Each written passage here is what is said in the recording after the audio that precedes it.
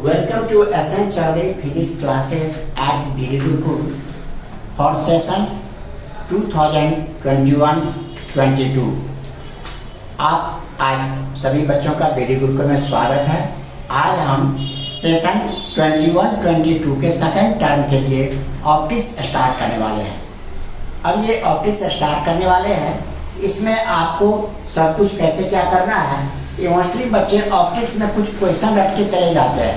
बेटा क्वेश्चन रट के जाने से समस्या का समाधान नहीं होगा, सॉल्व नहीं होगा।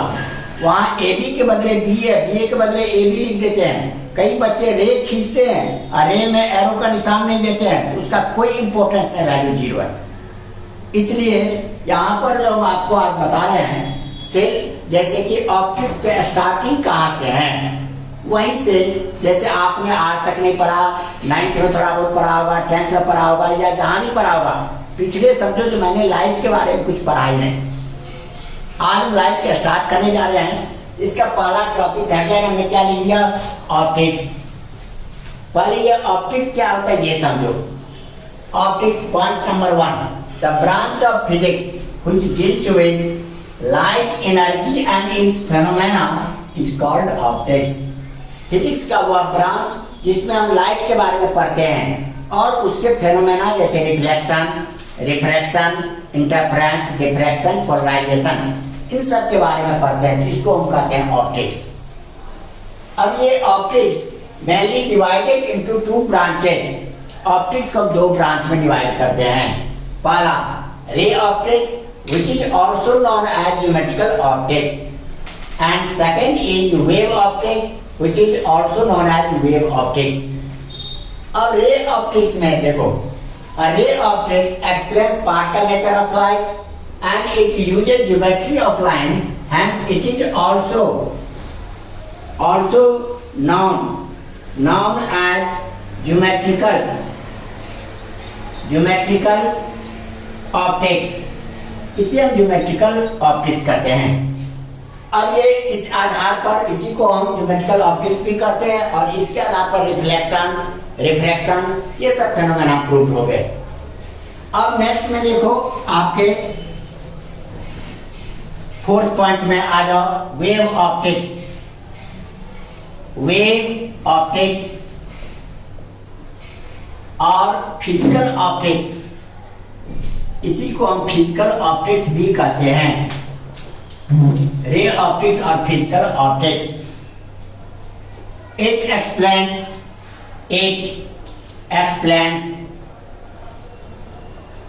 wave nature of light and phenomena related with wave nature। It explains wave nature of light। दूसरी बात इसी के बारे में दे तो it proves interference,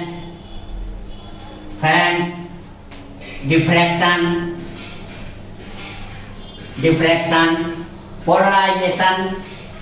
polarization, ये इन सब बातों को प्रूव करते हैं। अब ये सब जो फेनोमेना है किसी और तरह से आप प्रूफ नहीं कर सकते हो। अब रे ऑप्टिक्स में पार्टिकल नेचर बताते हैं, ये यहाँ तक है। ये सिंपली वेव ऑप्टिक्स क्या होता है, रे ऑप्टिक्स क्या होता है, ज्योमेट्रिकल ऑप्टिक्स क्या होता है, ऑप्टिक्स क्या होता है, ये आपके समझ में आ गए। अब नेक्स्ट इसका जो टॉपिक से स्टार्टिंग चलेंगे हम। सबसे पहले चलते हैं लाइट। What is light? बताओ बेटे, लाइट क्या होता है? कोई बच्चे बोलो। लाइट के बारे में, what is light?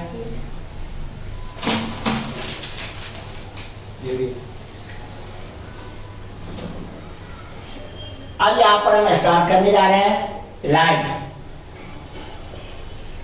Point number 1, what is light? Light is a form of energy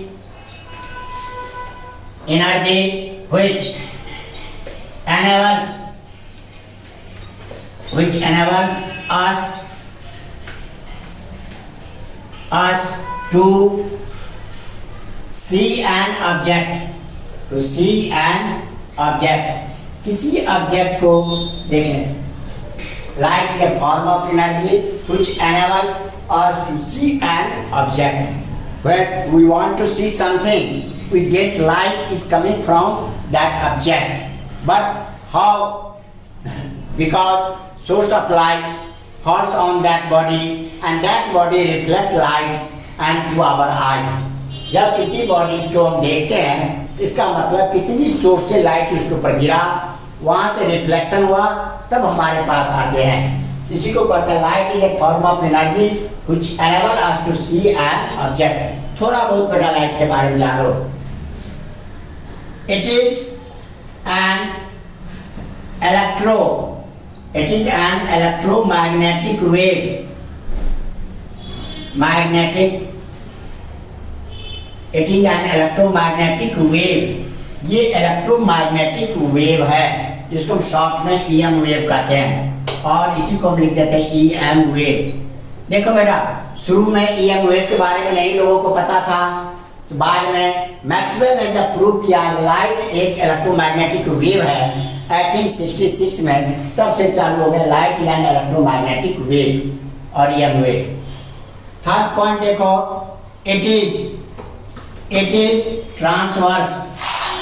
transverse in nature.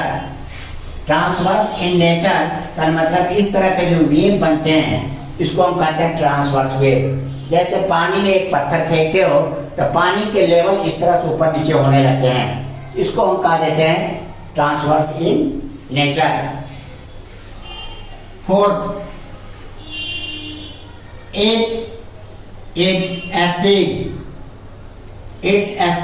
इसका स्पीड कितना होता है?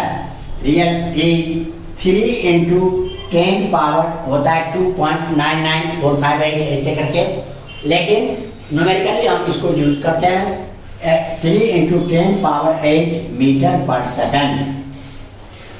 अब इसे चलने के लिए मीडियम भी चाहिए, बिना मीडियम के भी चलते हैं। It travels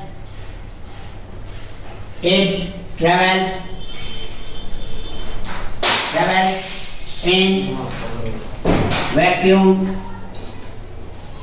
as well as in a medium। किसी मीडियम में भी चलते हैं, जैसे ग्लास में कहीं पर चलते हैं किसमें होते हैं।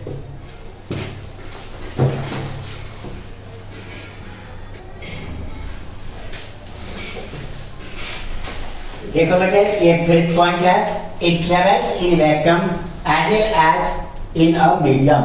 ये वैक्यूम में भी चलते हैं और किसी मीडियम में भी चलते हैं। यहाँ तक कम से कम इंट्रोडक्टरी लाइट के बारे में ये जानना जरूरी है। ये हमने आपको बता दिए, नोट कर लो।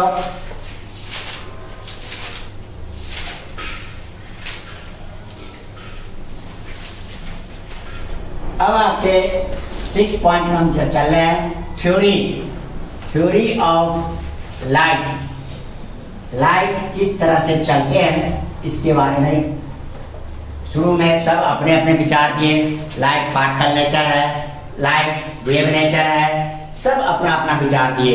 किसी ने बाद में आगे चल के इसमें सबसे बड़ी झगड़े हो गई। सबसे पहला है आपके पहला थ्योरी है Newton's corpuscular theory of light. Newton's corpuscular theory of light, यहाँ से हमारा स्टार्टिंग है। अब इसमें न्यूटन के पहले कई सारे थ्योरी आए, जिनमें प्रोमिनेंट थ्योरी में आ जाता है Newton's corpuscular theory of light. पहला इट एक्सप्लेन्स, ये थ्योरी क्या बताता है? It explains particle nature of light. Here particle is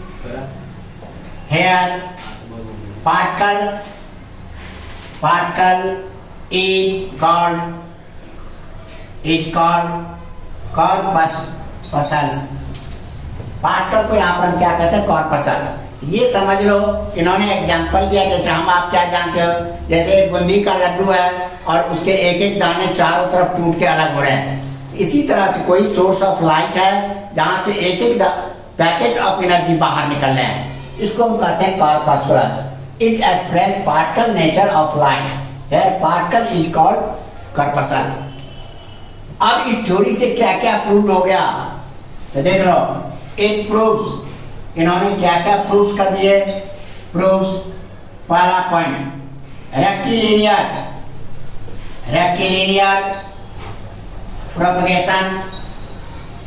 propagation of light. इसका मतलब हो गया light travels in a straight line. इस बात को इन्होंने, इट मीन्स दैट इज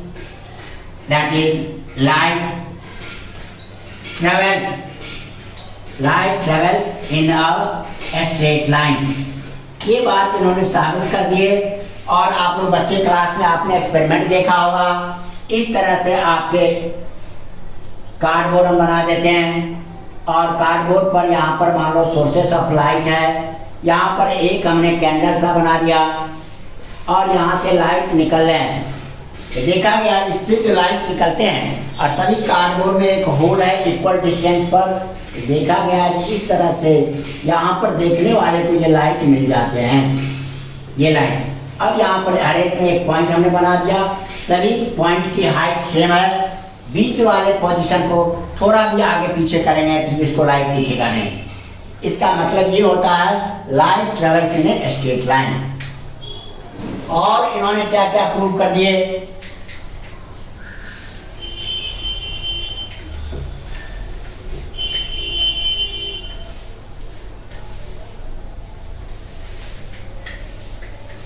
अब इसके बाद और इन्होंने प्रूव किया सेकंड पॉइंट में, देखो, reflection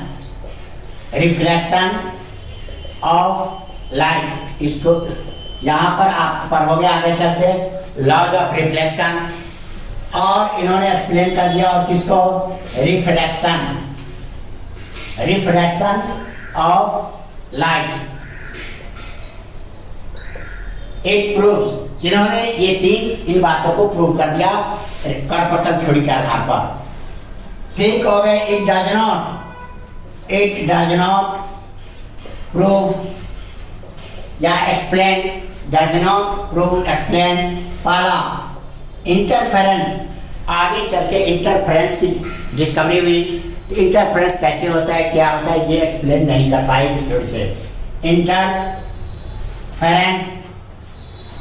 of light, interference of light का एक्सप्लेन नहीं किया। अब कहोगे सर मुझे तो पता ही नहीं है इंटरफेरेंस ऑफ लाइट क्या है, तो समझ लो ये एक वेव है और दूसरा वेव ऐसे हैं, दोनों वेव जब सुपर इम्पोज करेगा तो एक नया वेव बना जिसका एम्पलीट्यूड मान लो ये y1 है, ये y2 है, और तब ये कितना हो जाएगा y1 प्लस y2। अब इस तरह इसको कहते हैं interference of light. Her phenomena को पहले समझो तब आगे चल के प्रूव कर पाओगे या समझ पाओगे। अब सेकंड इसमें है डिफ्रैक्शन। ये फेनोमेना इस थ्योरी के बहुत बाद में आया, बाद में साइंटिस्टों ने इसे प्रूव करने का प्रयास किया या they are unable to explain. अब इसको diffraction of light. Diffraction of light का मतलब हो गया बेंडिंग ऑफ लाइट का बेंडिंग होता है। नियम के अनुकूल देख लो, यहां से एक रे चल रहे हैं और रास्ते में हमने एक ये पिन सा रख दिया, ऑब्स्टेकल ये रख दिया। नियम के अनुकूल लाइट को कैसे जाना चाहिए, इस सीध में जाना चाहिए, लेकिन लाइट रे के रास्ते में जब हम कोई हल्का सा पॉइंट रख दिए ऑब्जेक्ट, लाइट सीध में नहीं जाके बेंड कर गया। This phenomena is known as deflection of light. इसके बारे में हम डिटेल से पढ़ेंगे, अभी इंट्रोडक्टरी समझ लो, बेंडिंग ऑफ लाइट को डिफ्लेक्शन कहते हैं। अब इसी तरह से तीसरा फेनोमेना है आपके पोलराइजेशन। देखो बेटा, स्कूल में जहाँ भी जो पढ़ाते हैं, मैं भी पढ़ाता हूँ या कोई भी पढ़ाते थे, वहाँ पर मैनेजमेंट कहता है आप सिलेबस खत्म कीजिए, बच्चा समझे चाहे ना समझे, वहाँ सिलेबस खत्म करना पड़ता है, तो बीच बीच के टॉपिक्स बताना पड़ता है। यहाँ पर आप लोग सीखने आए हो तो मैं एक एक पॉइंट इस तरह से एक्सप्लेन कर देता हूँ कि पूरा का पूरा ऑप्टिक्स समझ में आ जाए। यहाँ देखो पोलराइजेशन, पोलराइजेशन ऑफ लाइट, इसका मतलब है जैसे एनर्जी लाइट की जितने भी है, कुछ एनर्जी को हमने रोक दिया। अभी हमने ऊपर लिखे थे light is an electromagnetic wave.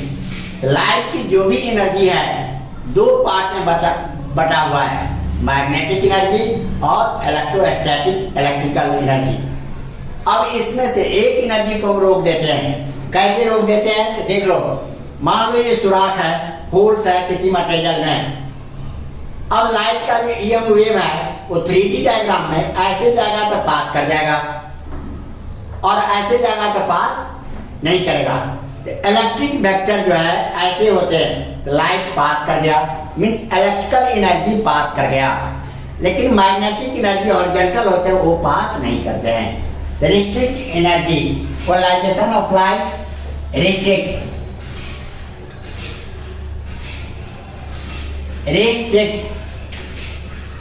some energy in a certain direction, कुछ एनर्जी को रोक देते हैं। कहोगे कैसे रोक देते हैं, तो वो भी मैं दिखा देता हूँ। अब यहाँ देख लो, हमारे पास ईएम वेव का, इसी का हम यहाँ बता देते हैं। जैसे इलेक्ट्रोमैग्नेटिक वेव बनाते हैं इस तरह से along X axis Y, electric field को हमने ऐसे बना दिया। अब ये इलेक्ट्रिक फील्ड वर्टिकल है, पास कर जाएगा। इलेक्ट्रिक फील्ड का डिजाइन हमने ऐसे दे दिया, वर्टिकल लाइंस। और इसी तरह से, और यहाँ पर हमने जेड एक्सिस लिखे हैं, मैग्नेटिक एनर्जी को हमने ऐसे बना दिया। ये मैग्नेटिक एनर्जी की ये डायरेक्शन हो गई। ये हमारे पास हॉरिजॉन्टल है, ये वर्टिकल है। जो वर्टिकल है वो पास कर जाएगा, जो हॉरिजॉन्टल है वो पास नहीं करेगा। This phenomena is known as polarization of light। ये आपके रे ऑप्टिक्स, जैसे यहाँ पर है न्यूटन्स थ्योरी ऑफ लाइट के बारे में। अब अगला थ्योरी सब में इतना एक्सप्लेन नहीं करना पड़ेगा। नेक्स्ट आप देखो,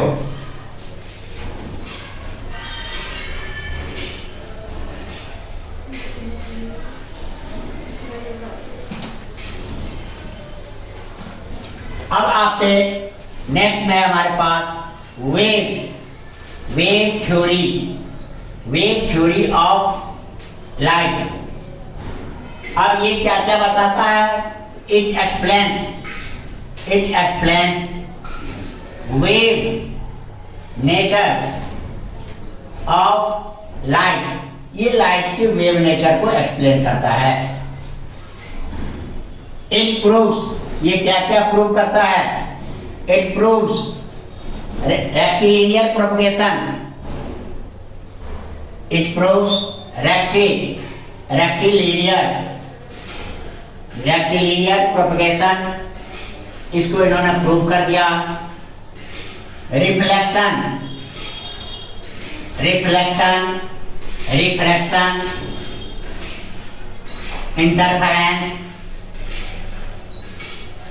interference, diffraction and polarization. Light की जो फेनोमेना था इसको इन्होंने प्रूव कर दिया। अब कहोगे जब सब इन्होंने प्रूव कर दिया तो फिर प्रॉब्लम क्या आया, ये आ गया problem, it does not prove. ये क्या प्रूफ नहीं कर पाए, आपके photo electric effect,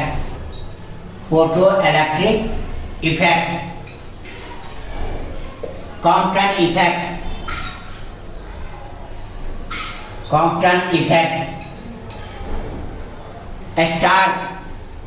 Stark effect, ये जो हैं ये सारी बातें आई, ये इसको प्रूफ नहीं कर पाए।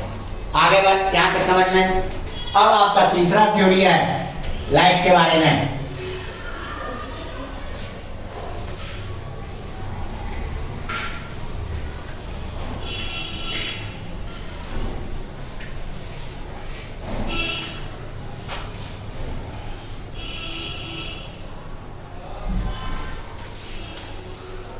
अब तीसरा है हमारे पास क्वांटम थ्योरी ऑफ लाइट की क्वांटम थ्योरी है हमारे पास। अब it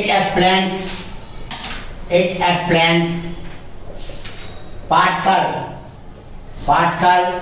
nature of light.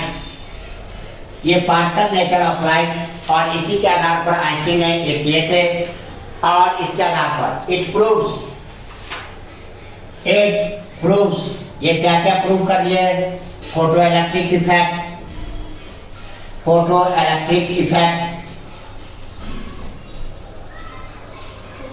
Compton effect, इन सबको इन्होंने प्रूव कर दिया। Particle nature of light packets of energy के रूप में निकलते हैं। इसके आधार पर एक्सप्लेन E = h nu आप पढ़ चुके हो। जब एक पैकेट्स ऑफ एनर्जी निकलते हैं जिसको हम फोटोन कहते हैं तो वो इस रूप में निकलते हैं। लास्ट इसका है, देखो अब ये इन बातों को प्रूव कर दिए। सारे साइंटिस्ट आपस में बट गए, कुछ कहने लगे पार्टिकल नेचर, कुछ कहने लगे वेव नेचर। तब आगे चलते de Broglie dual nature of light. अब डी ब्रॉगली ने बताया dual nature of light. It explains, ये क्या बताते हैं? It explains that sometimes light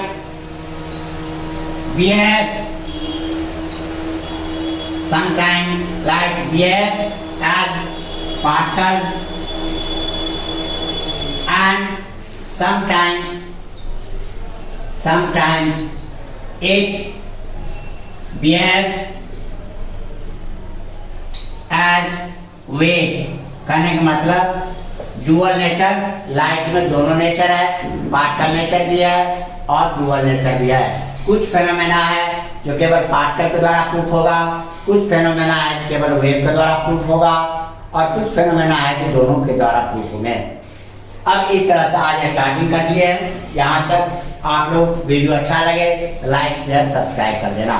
साथ साथ जिनको ज्वाइन बटन करना है ज्वाइन कर सकते हो। तो नीट की तैयारी या जेईई मेन की तैयारी के लिए उस पर क्वेश्चन अवेलेबल है। Thank you.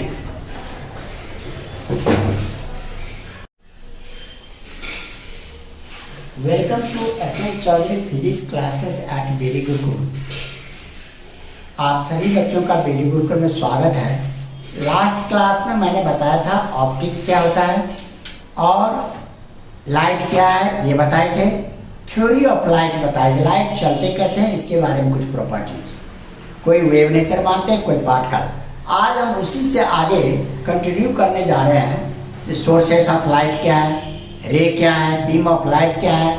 बच्चे डेरिवेशन में टीचर तो ऐसे ड्रॉ कर देते हैं लेकिन वहाँ पर बच्चे समझ नहीं पाते हैं कि किधर से किधर गई लाइट। इसी को दिखाने के लिए आज हम यहाँ पर उसी से आगे कंटिन्यू करते हैं। तो पहला टॉपिक उसमें है आपके सोर्सेस ऑफ लाइट। पहला हो गया आपके सोर्सेस ऑफ लाइट। यहाँ पर हमारे पास हर एक को हम पॉइंट वाइज बना देते हैं। एक बार आप ऑब्जर्व करोगे तो सब दिखाएंगे और साथ साथ इसी का आपको नीट का तैयारी करते हो या जेईई मेन का करते हो।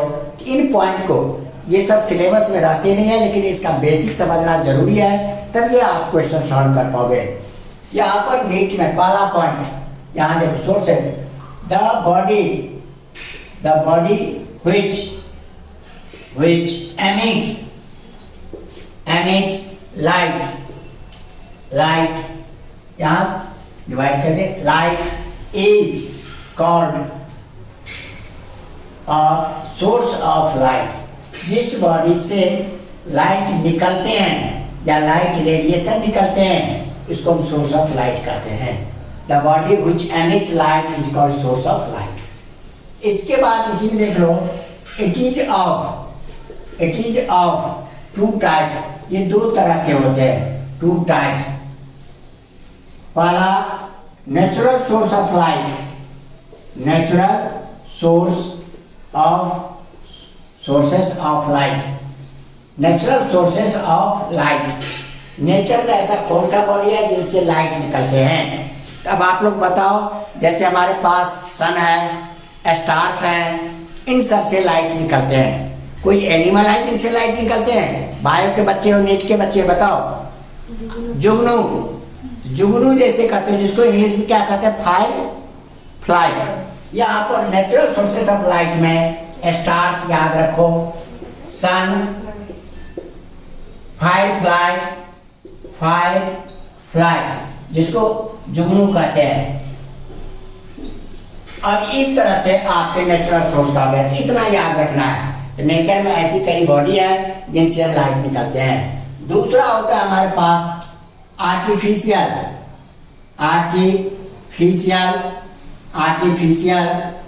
और man made sources of light. Man made और ये हो गया हमारे पास आर्टिफिशियल या मैन मेड, जिसे लोगों ने बनाया है। जैसे इसके एग्जांपल में देख लो, आपके burning candle, lamp, tubelight, bulb etcetera, ये सब सारे हमारे पास आर्टिफिशियल। तो आपको केवल यहाँ पर इतना ध्यान रखना है, सोर्स ऑफ लाइट क्या है, कहाँ से कैसे क्या चलते हैं। उसके बाद आप यहाँ देखते हो, नेक्स्ट में आ जाओ। अब यहाँ से स्टार्टिंग हो गया रे। रे क्या होता है? अब रे बताएंगे, बीम बताएंगे, अब सोलर एक्लिप्स, लूनर एक्लिप्स कैसे क्या होता है इसके आधार पर। अब यहाँ पर देख लो, रे the path on which light travels is called a ray of light। जिस रास्ते पर लाइट चलते हैं इसको हम रे ऑफ लाइट कहते हैं। अब इसी को शो करने के लिए कैसे शो करते हैं? तो सेकंड में it is denoted by a straight line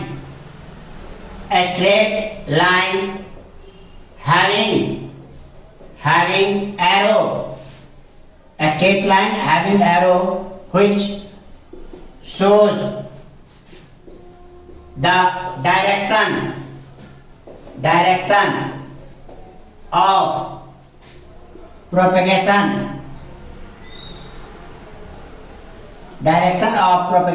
of light किस डायरेक्शन में जाते हैं इसको दिखाते हैं। It is denoted by straight line having arrow which show the direction of propagation of light. अब यहाँ पर देखते हैं, जैसे ये हमारा एक रे हो गया, यहाँ पर हम ओ से ए लिखा, ये एरो लगा दिया, ये रे दिखाएगा, मतलब इस रास्ते पर लाइट चलते हैं। अब रेत को एक लाइन से खींचते हैं, लेकिन इसी के भीतर लाइट तो इनविजिबल है, तो बहुत सारे रेज होगा। तब हम आते हैं नया टॉपिक, बीम ऑफ लाइट। यहां पर बीम ऑफ लाइट कहते हैं। पहला point, the bunch of rays, या इसी को कहो group of rays is called, the bunch of rays और group of rays is called a beam of light. इसको हम बीम ऑफ लाइट कहते हैं, जहां पर कई सारे रहते हैं रेज। एग्जाम्पल के तौर पर अब यहाँ देख लो, जैसे ये रेज जा रहा है, ये रेज जा रहा है, ये रेज, यहाँ पर कई सारे रेज है, इसको हम कहेंगे बीम। आपको पढ़ाते समय जब टीचर बोलते हैं beam of light passing through this, तो वहाँ पर बच्चे का सर बीम क्या होता है? अब इसी बीम के आधार पर देखना है, जहां पर कई सारे रेज एक साथ निकलते हैं तो उसको हम बीम ऑफ लाइट कहते हैं। आगे बात समझ में, नोट कर लिया आप लोग। एक एक टॉपिक सब यहाँ से बताएंगे जिससे आपको कोई परेशानी नहीं हो और आराम से आप इसको सीख सकते हो। अब ये सारे topics 9th class 10th class में भी बताए जाते हैं, लेकिन बच्चे तो वहाँ केवल उस टॉपिक्स को पढ़ते हैं जो पेपर में आना है, बाकी टॉपिक्स से उसे कोई मतलब नहीं है, जिसके कारण समझ नहीं पाते हैं और आंसर सही से दे नहीं पाते हैं। अब सेकंड पॉइंट इसका देखो, kinds of beam of light. ये कितने टाइप के होते हैं? जहां से देख लो बेटा, एक पॉइंट है, यहां से रेज फैल रहा है, निकल रहा है, ये इस तरह से रेज निकल रहे हैं। इस बीम को क्या कहते हैं? इसको कहते हैं divergent beam of light. Divergent beam of light कहते हैं इसको। और आगे चल के यही रेज पैरेलल हो जाते हैं, इसको हम कहते हैं पैरेलल बीम ऑफ लाइट, जिसमें सारे रेज पैरेलल होते हैं, इसको हम पैरेलल बीम ऑफ लाइट कहते हैं। आगे चल के हम मिरर रखते हैं या लेंस रखते हैं, सारे रेज मान लो एक पॉइंट पर जाके मिलते हैं, इस तरह से। इस बीम का नाम क्या है? इस बीम का नाम है कन्वर्जेंट बीम ऑफ लाइट। इनको कहते हैं कन्वर्जेंट बीम ऑफ लाइट। इस तरह से बीम का आपने अलग अलग प्रोसेस देख लिया। आए बात समझ में? यहाँ तक ये आपका टोटल बेसिक में आ जाते हैं, और इसके आगे नोट कर लिया आप लोग यहाँ तक।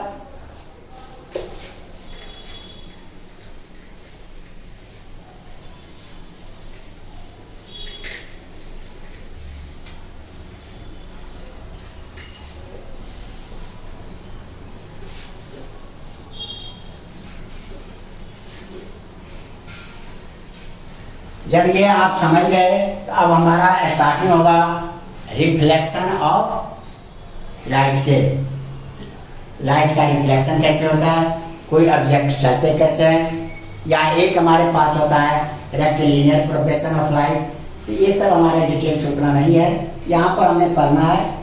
काइंड्स ऑफ बीम देख लिए, अब हम स्टार्ट करते हैं रिफ्लेक्शन ऑफ लाइट। नोट कर लिए? ये सारा बेसिक जब आप समझ लोगे तब आपके कोई परेशानी नहीं होगा।